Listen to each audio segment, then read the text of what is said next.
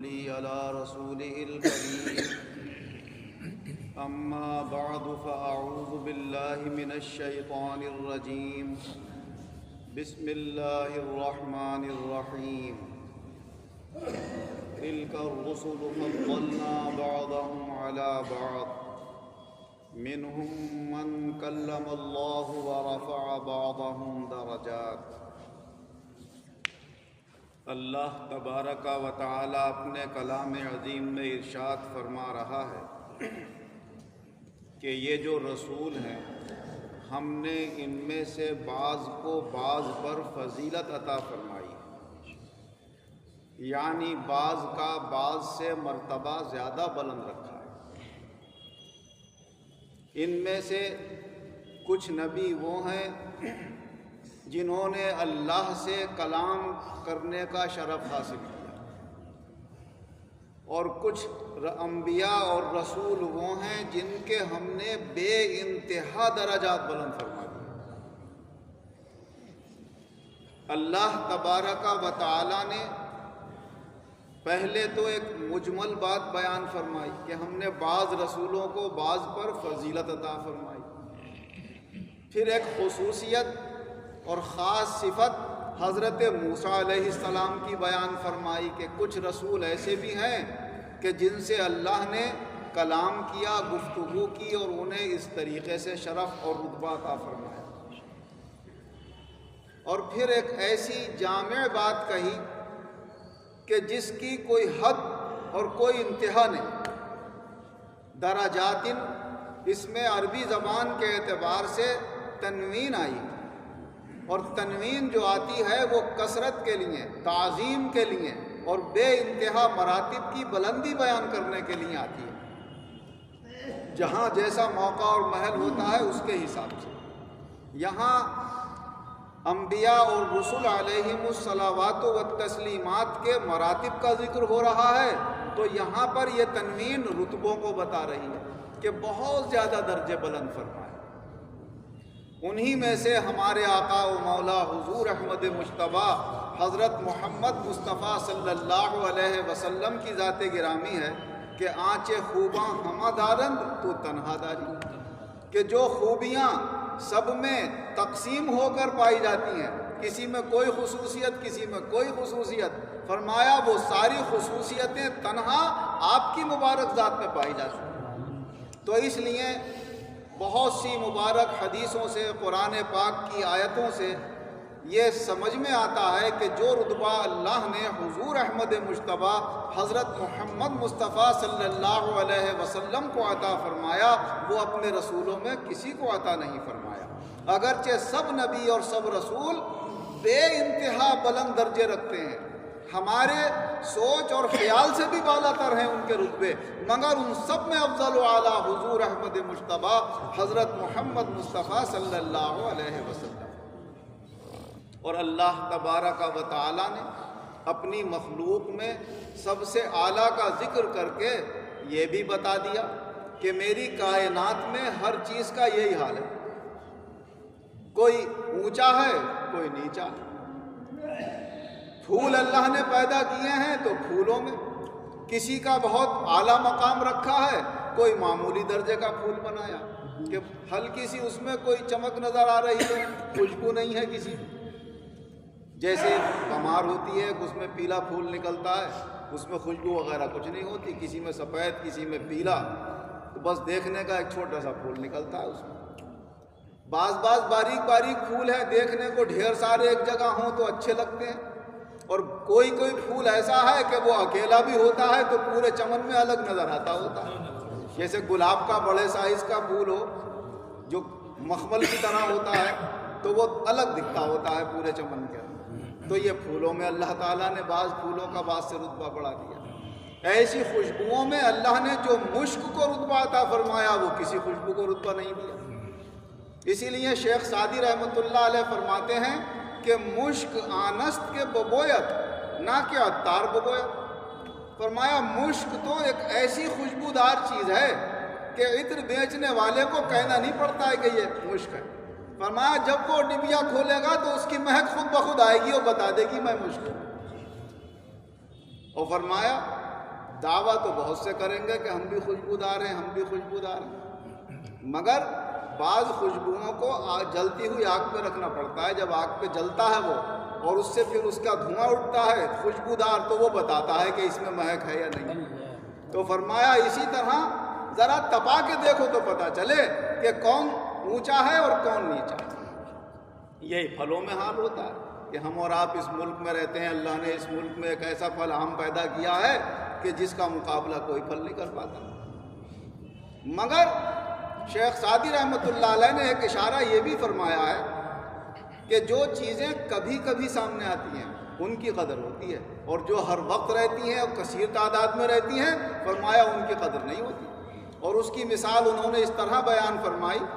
کہ اگر ساری دنیا کے پتھر یاقوت و لال ہو جاتے تو پھر یاقوت و لال کی کوئی اہمیت نہیں رہتی، پھر تو ہر ایک کے پاس ہوتا. جب ہر ایک کے پاس ہوتا تو اس کی کیا اہمیت ہے. اسی طرح انہوں نے فرمایا کہ اگر ہر شب قدر ہو جاتی تو پھر شب قدر کی فضیلت کیا رہتی. تو اللہ تعالیٰ نے بعض راتوں کو بعض راتوں پر فضیلت عطا فرمائی، بعض دنوں کو بعض دنوں پر فضیلت عطا فرمائی. حضور صلی اللہ علیہ وسلم ارشاد فرماتے ہیں کہ جمعہ کا دن ایک دولہا کی شکل میں ہے. قیامت کے دن آئے گا تو اللہ اس کو دولہا بنا کے لائے گا. سارے دن باراتیوں کی طرح پیچھے پیچھے ہوں گے اور یہ دولہا کی طرح آگے ہوں گے. اسی طرح قرآن پاک کی ہر صورت فضیلت والی ہے، مگر جو فضیلت سورہ یاسین شریف کو اللہ نے عطا فرمائی ہے وہ الگ ہی ہے. اور باقی صورتوں کی بھی فضیلتیں بہت بیان کی گئیں، مگر اس کی فضیلت حضور صلی اللہ علیہ وسلم نے یہ بیان فرمائی کہ جیسے ہر چیز کا ایک دل ہوتا ہے، یہ سورہ یاسین شریف قرآن پاک کا دل ہے، اور دل کی سب سے بڑی اہمیت. اسی طرح اولیاء کرام میں کسی کو اللہ غوث بنا دیتا ہے، کسی کو قطب بنا دیتا ہے، کسی کو ابدال بنا دیتا ہے، کسی کو کم درجے کا ولی بناتا ہے تو کسی کو اعلیٰ درجے کا ولی بنا دیتا ہے. حضور صلی اللہ علیہ وسلم کے صحابہ رضی اللہ عنہم میں اگرچہ سارے صحابہ بڑا اونچا رتبہ رکھتے ہیں، بڑے سے بڑا ولی بھی ان کے قدموں کی خاک کی برابر نہیں ہو سکتا، مگر جو مرتبہ حضرت ابوبکر صدیق رضی اللہ عنہ اور حضرت عمر فاروق رضی اللہ عنہ کو حاصل ہے وہ دوسرے حضرات کو حدیثوں کی روشنی میں نظر نہیں آتا، اگرچہ سب بڑی بڑی فضیلت رکھتے ہیں، بڑی بڑی خصوصیات رکھتے ہیں. حضور نبی اکرم صلی اللہ علیہ وسلم جب کسی چیز کا ذکر فرماتے تھے اور حضرت ابوبکر عمر وہاں موجود بھی نہیں ہوتے تو فرماتے میرا ایمان ہے اس پر، ابوبکر کا ایمان ہے، عمر کا ایمان ہے. میں نے ایسا کیا، ابوبکر نے ایسا کیا، عمر نے ایسا کیا. تو ہوتے تھے جب، نہیں ہوتے تھے جب، تو حضور انہیں ہر وقت اپنے ساتھ ساتھ مانتے تھے. تو اللہ نے بھی جو حضور کی زبان سے نکلا کہ آپ تو زندگی میں اپنے ساتھ ساتھ رکھ رہے ہیں، ہم دنیا سے جانے کے بعد بھی آپ کے ساتھ رکھیں. آج قبر انور میں بھی حضور صلی اللہ علیہ وسلم کے قریب قریب ہیں، اور اسی طرح حضور صلی اللہ علیہ وسلم فرماتے ہیں میدان محشر میں بھی یہ اٹھیں گے میرے ساتھ ایسے. تو یہ تو اللہ کا کرم ہے، جسے جو چاہتا ہے رتبہ اور مقام عطا فرما دیتا ہے. اور یہ سب اللہ کا بنایا ہوا قدرت، اس کی تقدیر ہے. جس کے لیے جو تقدیر میں اللہ نے رکھ دیا ہے وہ اس کو ملتا ہے، اور یہ اس کا کرم ہے سب کے اوپر. اور وہ اس لیے دیتا ہے بعض کو بعض پر فضیلت. فرماتا ہے کہ جن کے پاس زیادہ نعمتیں ہیں وہ اپنے سے کم والے کو دیکھ کر میرا شکریہ ادا کریں، اور جن کے پاس ان سے کم ہیں وہ اپنے سے نیچے کو دیکھ کر کہیں کہ اب کم سے کم اللہ نے ان سے ہمیں بہتر بنایا.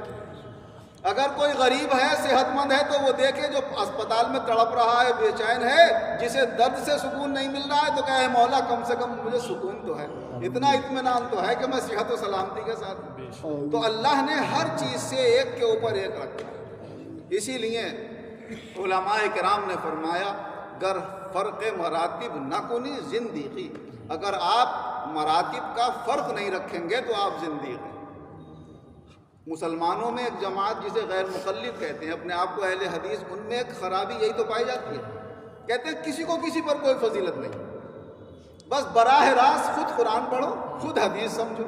نہ کسی عالم کو کوئی فضیلت، نہ کوئی ولی، نہ کوئی قطب، نہ کوئی غوث، نہ کوئی ابدال، کہتے ہیں سب اپنے بنائے ہوئے طریقے ہیں. اور کیا فرمایا گیا کہ تم فرق مراتب رکھو، اللہ نے رکھے ہیں.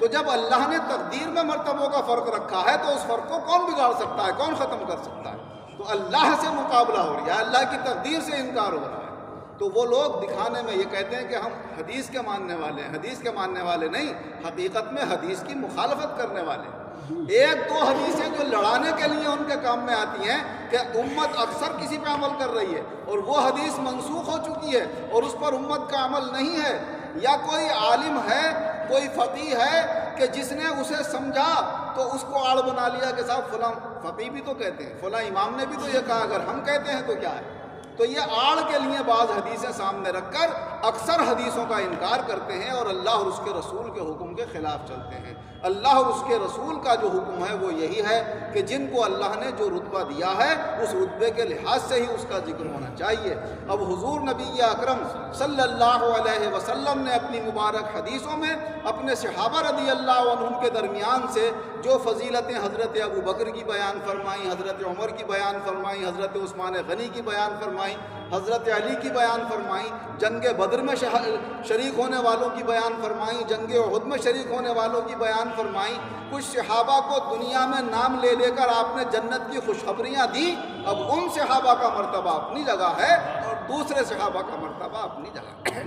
اللہ تبارک و تعالی ہمیں اور آپ کو بھی قرآن و حدیث کی روشنی میں صحیح اور غلط کو سمجھنے اور پہچاننے کی توفیق عطا فرمائے، صحیح کو اختیار کر کے اور غلط سے بچنے کی توفیق عطا فرمائے۔ آمین وآخر دعوانا ان الحمد للہ رب العالمین والعاقبۃ للمتقین والصلاة والسلام علی خیر خلقہ محمد وآلہ واصحابہ اجمعین۔ اے اللہ ہمارے گناہوں کو معاف فرما، آئندہ گناہوں سے بچنے کی توفیق عطا فرما، جو قرآن و حدیث کی روشنی میں صحیح راستہ ہو اس پر ہم سب مسلمانوں کو چلنے کی توفیق عطا فرما، گمراہ کرنے والوں سے ہم سب کے ایمانوں کی، عقائد کی، اعمال کی حفاظت فرما، جو بیمار ہیں انہیں شفا عطا فرما، جو قرض دار ہیں انہیں قرضوں سے نجات عطا فرما، جو بے روزگار ہیں انہیں اچھے روزگار عطا فرما، جو برسر روزگار ہیں ان کے روزگاروں کو قائم رکھ، انہیں خیر و برکت اور ترقیاں عطا فرما، ہم سب لوگوں کی جائز تمنائیں، جائز مرادیں پوری فرما، ہر الجھن پریشانی آفت بلا سے ہم سب کی، ہماری سب نعمتوں کی ہمیشہ حفاظت فرما، ایمان و عزت کے ساتھ ہم سب کو زندہ رکھ، ایمان و عزت کے ساتھ بآسانی ہم سب کا خاتمہ فرما، ایمان و عزت کے ساتھ آخرت میں اپنے مقبول بندوں کے ساتھ ہمارا حشر فرما، ترقی کے بعد تنزل سے ہماری حفاظت فرما، آمین۔